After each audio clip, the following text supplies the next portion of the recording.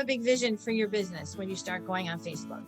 If you just start going on and you find your own voice in the process. So how many people teach updos? And I've been teaching them for 30 years, but I have a specific angle and voice. And that's what I have to hone in and stay focused on. And that going live with your heads or building your Facebook page, anything you need is on Facebook. There's Facebook videos. You want to make sure your Facebook page there's lots of categories. So you could choose artists, you could choose education, you could choose shopping, you know, so pick a category that feels good to you. You could choose coach or whatever. And honestly, when I first started going live, I, in my head, went live on weird random days and time where I thought no one was going to be on. Even though it goes, you know, and at the time when you do first start going live, when you have 3, 4, 5 people in your group or even there, you know, so but it's good practice.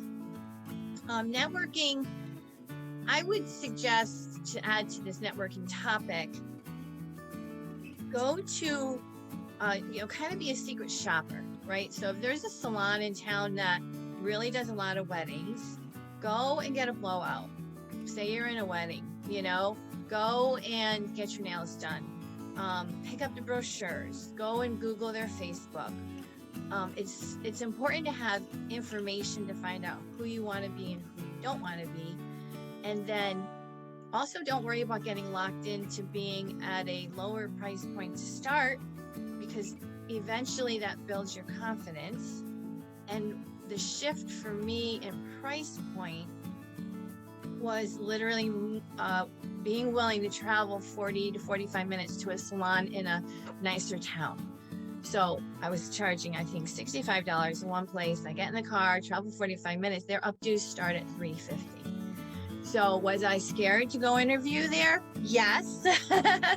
You know, but it doesn't happen overnight. It's steps. So you never are stuck. And that networking, I joined a association of wedding Yeah, they're all wedding planners. So I thought, well, let me go be the hair person in the wedding planner group. And so then I met someone who knew someone, like it just grew. And then a photographer there, one day I brought in headpieces that I had made, and, oh, can I photograph your headpieces? Well, then he used me for hair, makeup, and photo shoots for years. And what I learned from him about behind the camera and what he was seeing,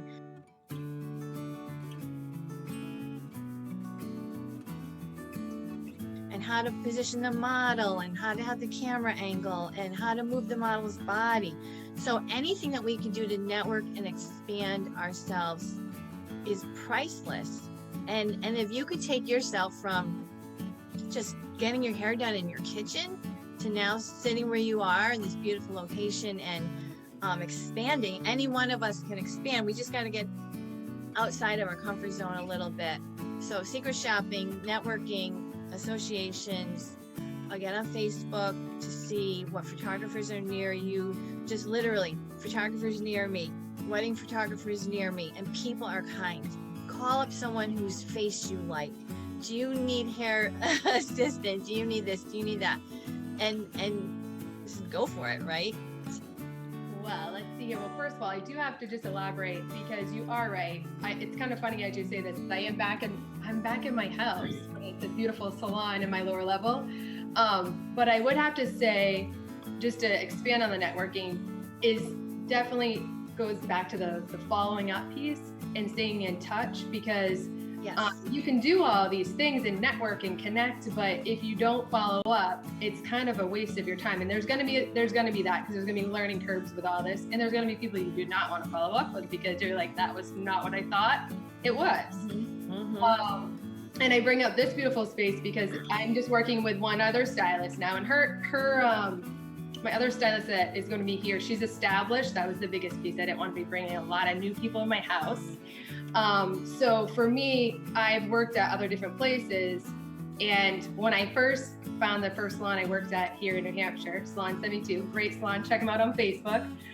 Their community is great. And when I did the secret shopping, like Gretchen said, when I went out and found the first one. I actually just found all the notes. I'm going through all this paperwork. I'm getting rid of old stuff and cleansing, and I thought it would be good to review some things before I got onto this live, because there's definitely a lot of things you can share. Like Gretchen said, that we got to kind of compile them and give you the best. But I did secret shop, and I went to 8 different places, 8 different salons, and I started out with, can I just get a blowout? And I loved the salon that I was at Salon 72 for 9 years. The only reason why I'm here now is I do want to, I want to create a family. So I'm just trying to slow down a little bit, but still I'm 33. And so I want to keep things going, and without my breakdown, Gretchen, right? It always makes me think of you when I say I'm 33.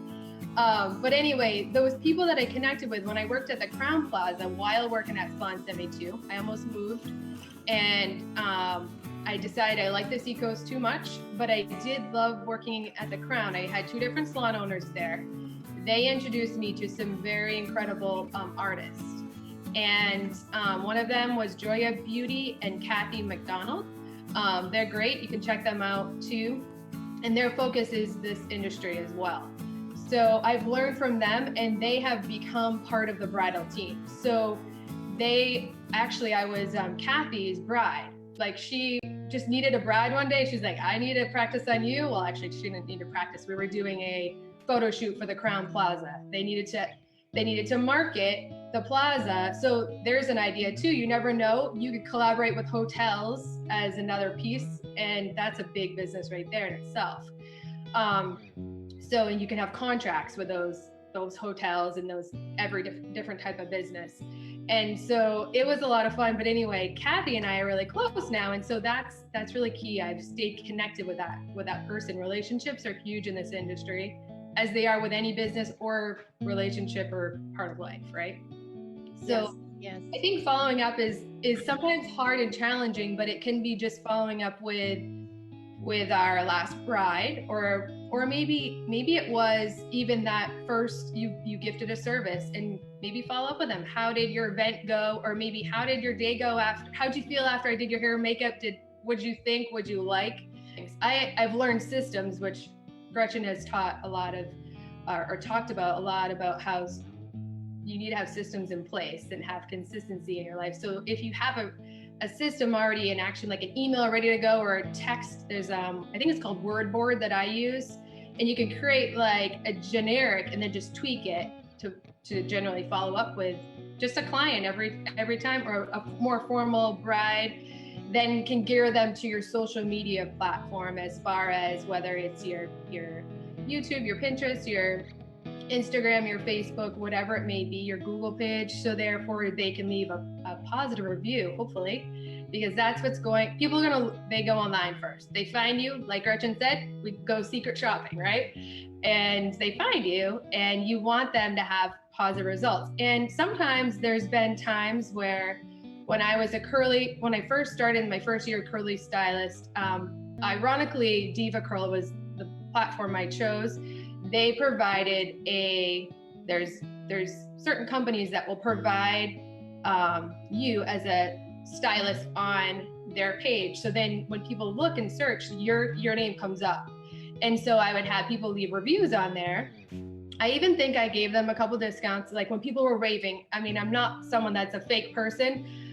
Like, I'm not going to beg for your review. That's just not authentic. But I am going to ask you, if Gretchen just had her hair done with me and she's like, oh my God, I've never felt blah, blah, blah, like felt so amazing. I'm going to say, Gretchen, can you do me a huge favor? This will help me out in return. Can you just leave a review and I'll give you $5 off your next service with me? One, you're getting them back, or maybe whatever. And then you're starting to create another little bit of a relationship, like, oh, I'm helping her, she's helping me. It's that engagement piece. So It's important. It is important. And typically we do have to chase these down. I see this a lot in the online business when I'm working in other fields and with ClickFunnels and marketing and all that kind of thing. And you have to ask, and you have to remind, and you have to ask again, and you have to make it easy. Sometimes I'll even say, can I use what you just said in a quote? And they're like, yeah, sure, go for it.